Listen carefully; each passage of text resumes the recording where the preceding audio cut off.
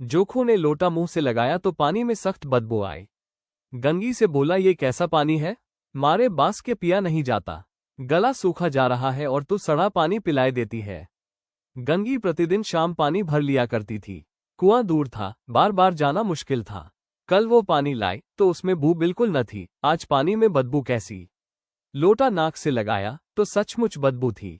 जरूर कोई जानवर कुएं में गिरकर मर गया होगा, मगर दूसरा पानी आवे कहां से? ठाकुर के कुएं पर कौन चढ़ने देगा? दूर से लोग डांट बताएंगे।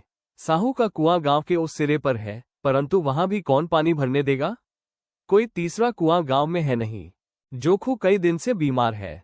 कुछ देर तक तो प्यास रोके चुप पड़ा रहा, फिर बोला, अब तो मारे प्यास के रहा नहीं जाता। ला थोड़ा पानी नाक बंद करके पी लूं। गंगी ने पानी न दिया। खराब पानी से बीमारी बढ़ जाएगी इतना जानती थी, परंतु यह न जानती थी कि पानी को उबाल देने से उसकी खराबी जाती रहती है। बोली, यह पानी कैसे पियोगे? न जाने कौन जानवर मरा है। कुएं से मैं दूसरा पानी लाए देती हूँ। जोखू ने आश्चर्य से उसकी ओर देखा, पानी कहाँ से लाएंगे? ठाकुर और साहू के 2 कुएं तो है, क्या एक लोटा पानी न भरने देंगे? हाथ पांव तुड़वा आएगी और कुछ न होगा। बैठ चुपके से, ब्रह्म देवता आशीर्वाद देंगे। ठाकुर लाठी मारेंगे, साहू जी 1 के 5 लेंगे। गरीबों का दर्द कौन समझता है? हम तो मर भी जाते हैं तो कोई द्वार पर झांकने नहीं आता, कंधा देना तो बड़ी बात है। ऐसे लोग कुएं से पानी भरने देंगे? इन शब्दों में कड़वा सत्य था। गंगी क्या जवाब देती, किंतु उसने वो बदबूदार पानी पीने को न दिया। रात के 9 बजे थे। थके मांदे मजदूर तो सो चुके थे। ठाकुर के दरवाजे पर 10-5 बेफिक्रे जमा थे। मैदानी बहादुरी का तो अब न जमाना रहा है, न मौका। कानूनी बहादुरी की बातें हो रही थीं। कितनी होशियारी से ठाकुर ने थानेदार को एक खास मुकदमे में रिश्वत दी और साफ निकल गए। कितनी अक्लमंदी से एक माके के मुकदमे की नकल ले आए। नाजेर और मोहतमिम सभी कहते थे, नकल नहीं मिल सकती। कोई 50 मांगता, कोई 100। यहां बेपैसे कौड़ी नकल उड़ा दी। काम करने धन चाहिए। इसी समय गंगी कुएं से पानी लेने पहुंची। कुप्पी की धुंधली रोशनी कुएं पर आ रही थी। गंगी जगत की आड़ में बैठी मौके का इंतजार करने लगी।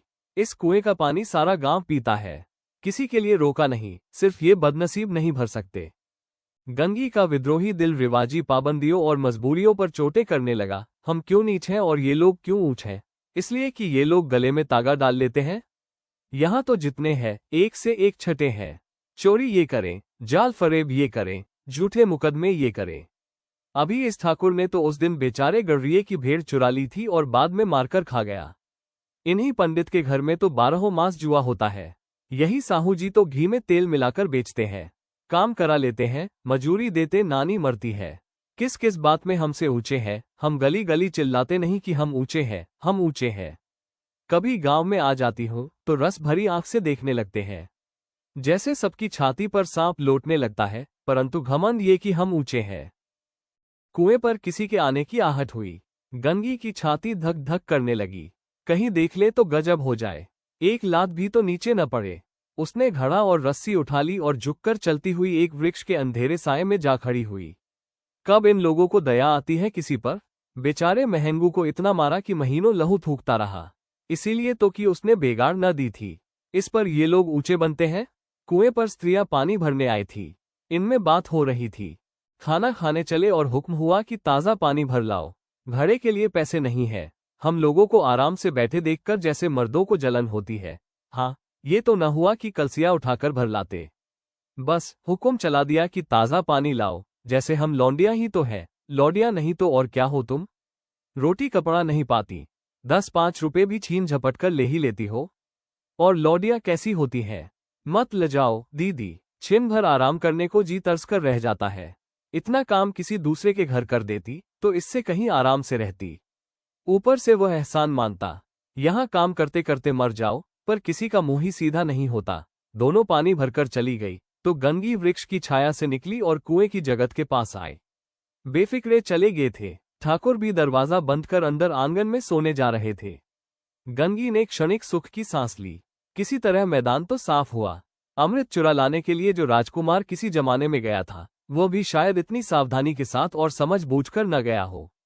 गंगी दबे पांव कुएं की जगत पर चढ़ी। विजय का ऐसा अनुभव उसे पहले कभी न हुआ था। उसने रस्सी का फंदा घड़े में डाला।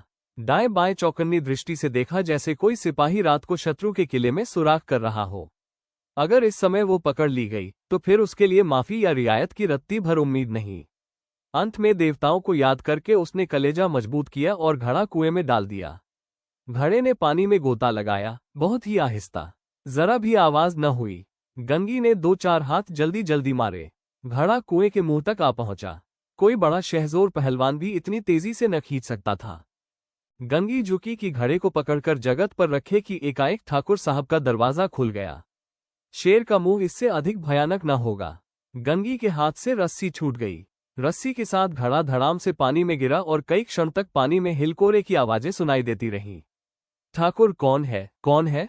पुकारते हुए कुएं की तरफ आ रहे थे और गंगी जगत से कूदकर भागी जा रही थी। घर पहुंचकर देखा कि जोखू लोटा मुंह से लगाए वही मैला गंदा पानी पी रहा है।